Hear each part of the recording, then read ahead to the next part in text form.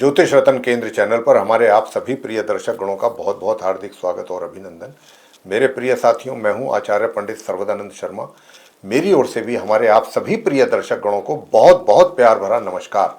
तो साथियों, करेंगे चर्चा आज भी आपके साथ आपके अपने धनतेरस पर्व को लेकर के चर्चा करेंगे आपके साथ, और जानकारी भी देंगे पूरी कि ये धनतेरस किस दिन मनाई जाएगी, किस तारीख में मनाई जाएगी, और क्या पूजा विधि रहेगा धनतेरस का, और क्या शुभ मुहूर्त रहेगा पूजन का।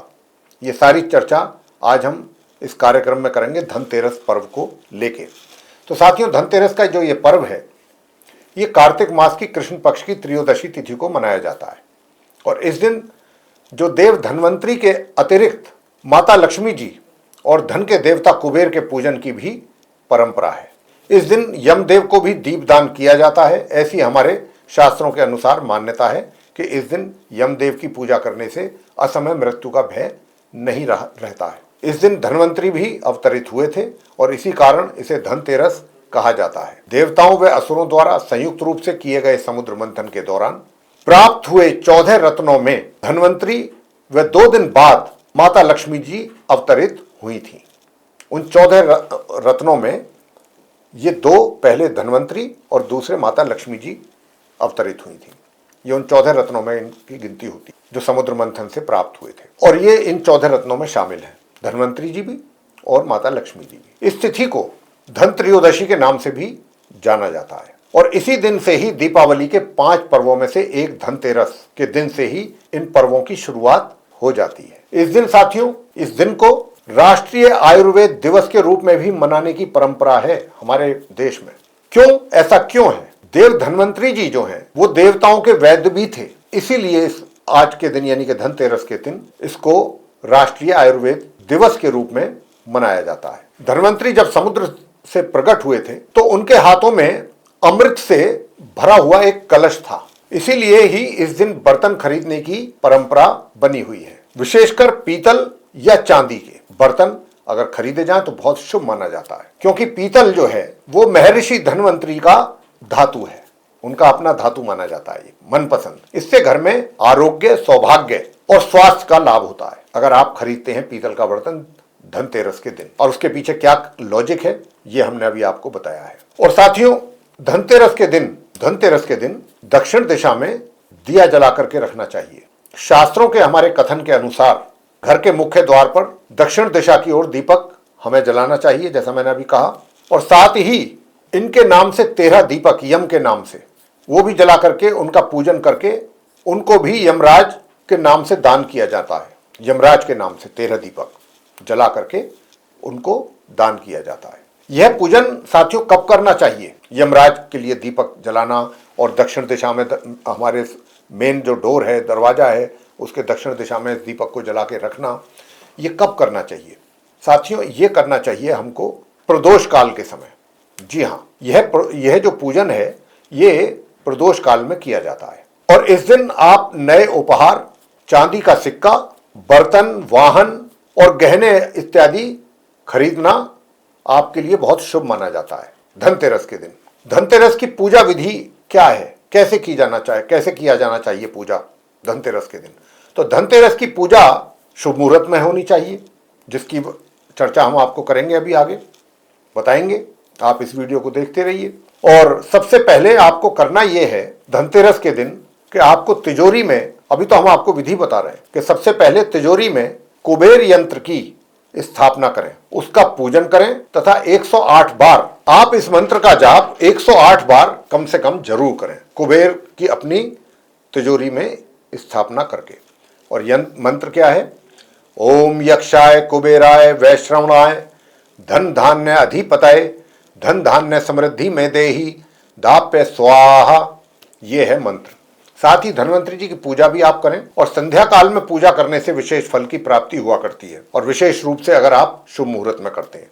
पूजा के स्थान पर उत्तर दिशा की ओर भगवान कुबेर, धन्वंतरी जी की मूर्ति की स्थापना करें और उनकी पूजा करें। इनकी पूजा के साथ साथ माँ लक्ष्मी जी और भगवान श्री गणेश जी की पूजा का भी विधान है। ऐसी मान्यता है साथियों कि भगवान कुबेर को सफेद रंग की मिठाई, जबकि धन्वंतरी जी को पीली रंग की मिठाई का भोग ही लगाना चाहिए पूजा के समय। पूजा में आपको क्या करना है?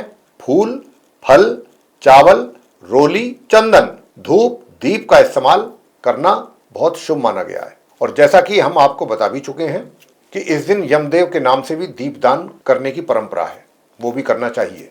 13 दीपक जो जला करके अलग से दान किए जाते हैं, जिसको दीप दान कहते हैं। विशेष रूप से यदि घर की लक्ष्मी इस दीप दान करें, घर की लक्ष्मी कौन होती है?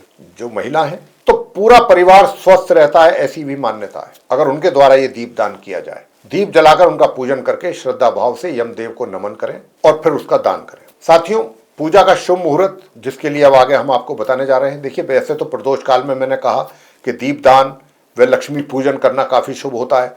और ये जो प्रदोष काल है, अब आप ये भी जानना चाहेंगे कि प्रदोष काल कब होता है, तो आपको बता दें कि सूर्यास्त के बाद के जो 2 घंटा 24 मिनट की अवधि होती है, सूर्यास्त के उपरांत जैसे ही सूर्य अस्त होते हैं तब से लेकर के 2 घंटा 24 मिनट तक के समय को प्रदोष काल कहा जाता है। और इस अवधि में स्थिर लगन में पूजा करने से घर परिवार में स्थायी लक्ष्मी की प्राप्ति होती है, उनका वास रहता है स्थायी रूप से, अगर आप स्थिर लगन में पूजा करते हैं। अब हम आपको बताने जा रहे हैं शुभ मुहूर्त के विषय में, और ये पूरी जानकारी अब इसके विषय में आपको देने जा रहे हैं अंत में, तो आप देखते रहिए इस वीडियो को। तो सबसे पहले तो आपको ये बताएंगे कि इस वर्ष जो है धनतेरस किस तारीख को, किस दिन को मनाई जाएगी।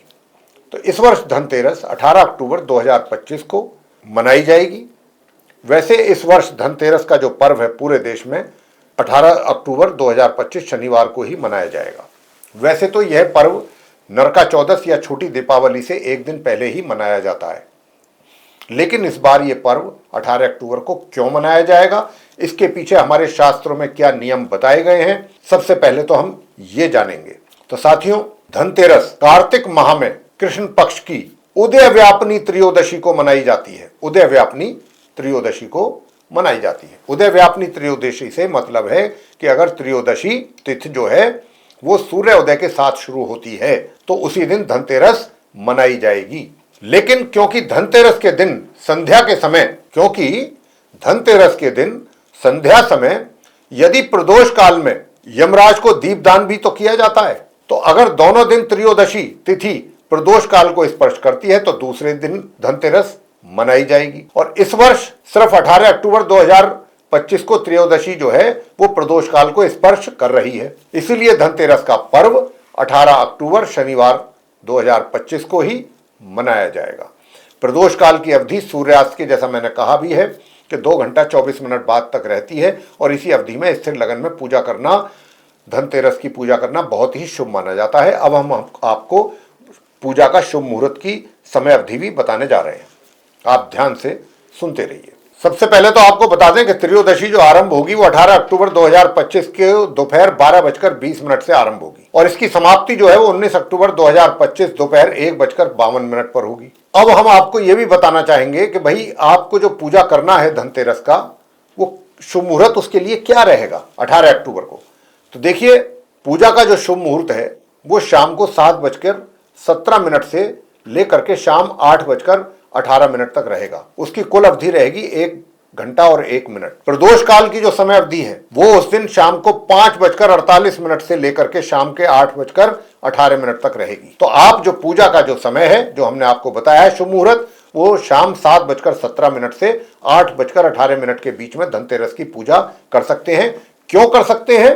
क्योंकि जैसा हमने कहा कि स्थिर लगन हो तो बहुत अच्छा होता है, और स्थिर लगन जो है उस दिन वृषभ लगन है, और शाम को 7:15 से ये रात्रि के 9 बजे तक रहेगा।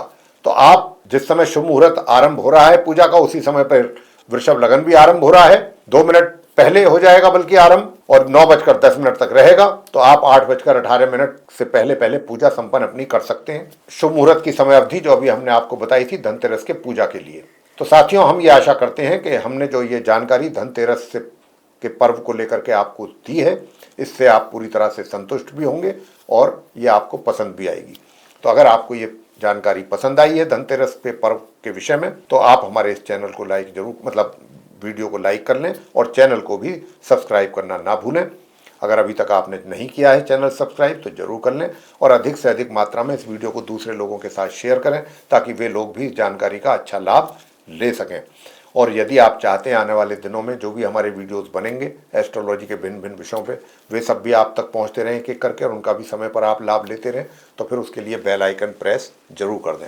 साथियों, इसी के साथ अब हम इस कार्यक्रम को यहाँ समाप्त करेंगे और अपने आप सभी प्रिय दर्शक गणों से लेंगे इजाजत।